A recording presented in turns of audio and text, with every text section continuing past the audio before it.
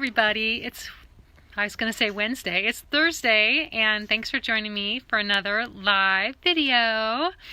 I have a couple things to talk about today. I guess the first thing is that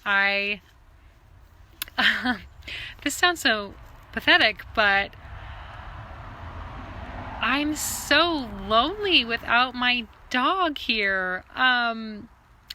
I just dropped Mo off at the Borders yesterday.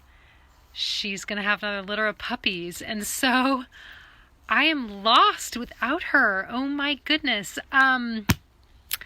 Yeah, I've been in the garage all day today working. Sometimes you just think, wouldn't it be nice if you just stay on vacation forever?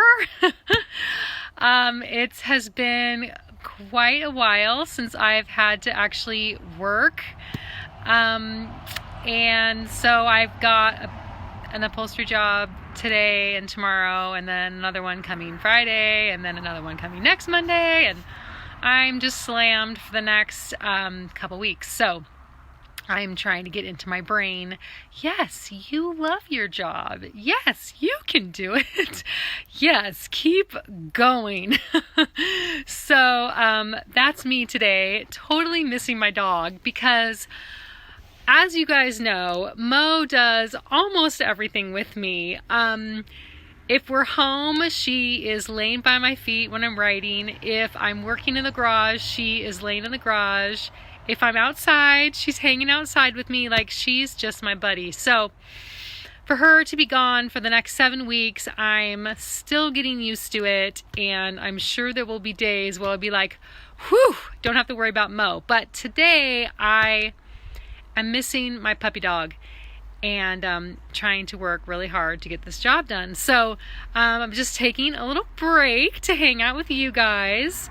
And I guess what got me starting to think about this topic was I went on a walk this morning without Mo, obviously, and I don't know why, but I just get a little afraid when I don't have her with me. Like, she is my protector, I guess, sometimes. And when I'm walking with her, I'm never fearful. But today I did not have her with me, and I just noticed myself a little bit on edge. And I was just wondering if any of you guys are afraid of anything.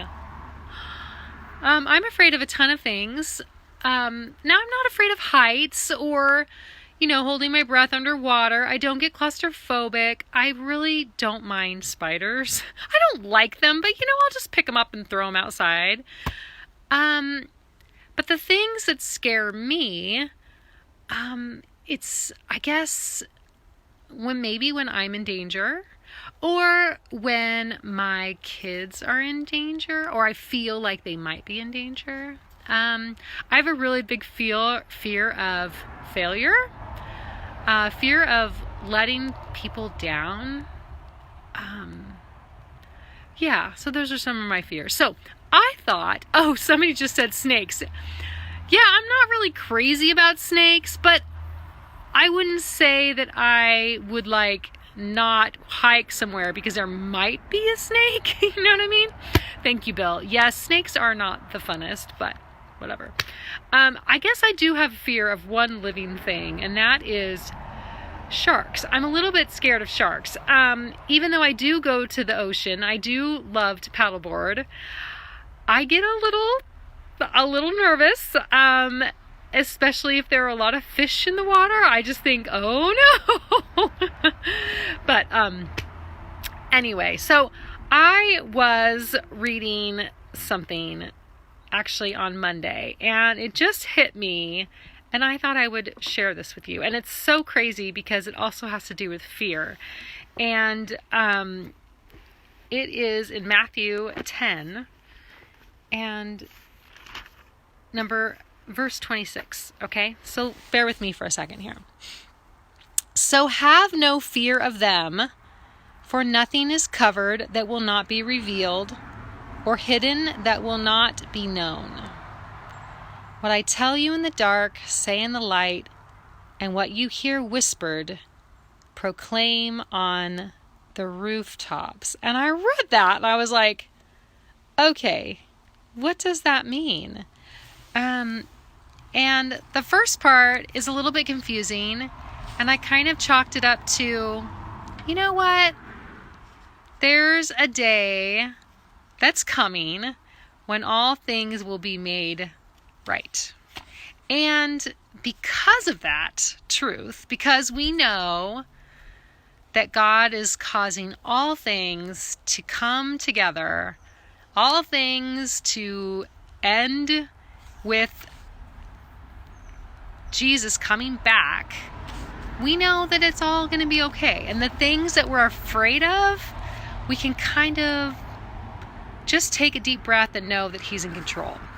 And because of that, we can shout from the rooftops all of the truth and the joy and the love and the peace that we have. So, anyway, that was that. And because of this topic of fear, I found a devotional in my book that I'm going to read for you. And for some of you who said, Warren just said, afraid of losing a family member, totally get that. And it is the pits to lose a family member. And in fact, this devotional, it's devotion number 30, and this is about the time when I thought I lost my little baby girl. So, I'm going to read this for you. It's from season 3, episode 11, Blizzard. And the title of this devotion is Fear or Faith. And the quote is from Carolyn Ingalls, and she says, "Miss Beadle, where are the children?" And I'll tell you one thing, is that Charlotte Stewart, Miss Beadle, she always laughs that Michael Landon put her in the worst scenarios, and this was one of the worst because it was basically Miss Beadle's fault that all these children were sent out in the snow. And I just love that. Obviously it was not the teacher's fault, but sometimes we can feel that way. Okay, I'm going to start reading.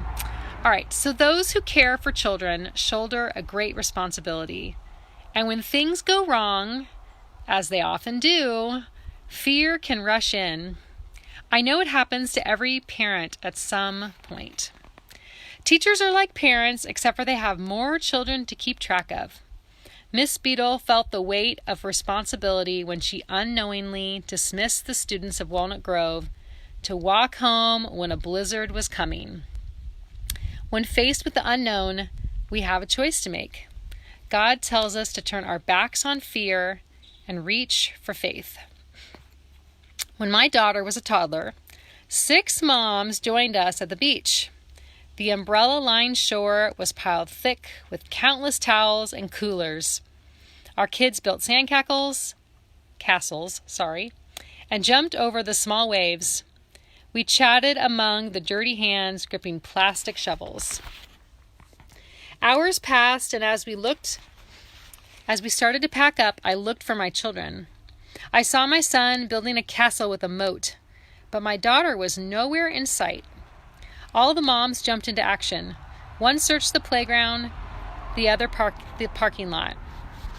The rest of us joined hands, fear on each face, and walked slowly through the water. My heart rate soared, and I could barely keep the tears back. I expected to find my sweet girl face down on the water. I'd like to say God was my strength, and that my faith trumped my fear. But I was consumed with panic.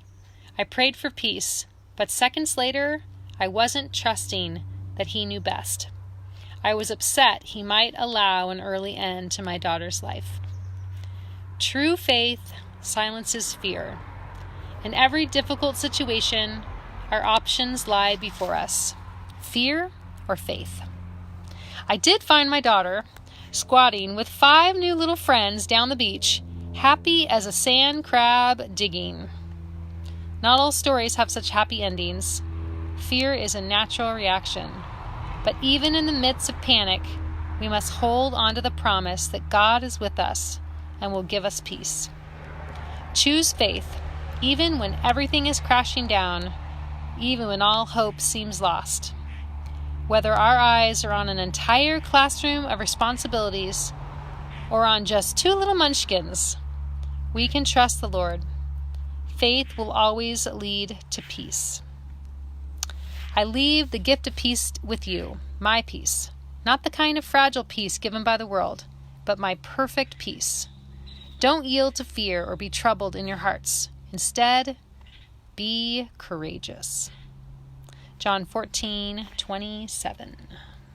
And that is your reading for today from a prairie devotional. I have not had a look at the book in quite a while, so I'm going to do that again. A prairie devotional.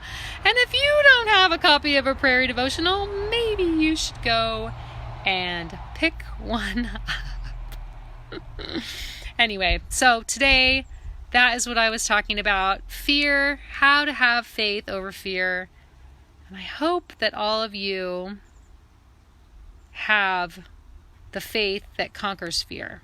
And the way that you have that faith is through God, through His Son, Jesus, and through the hope that He gives to us. So, I leave that with you today. Thank you so much for joining me today, and I will see you next Thursday. Have a great week. All right, love ya. Bye.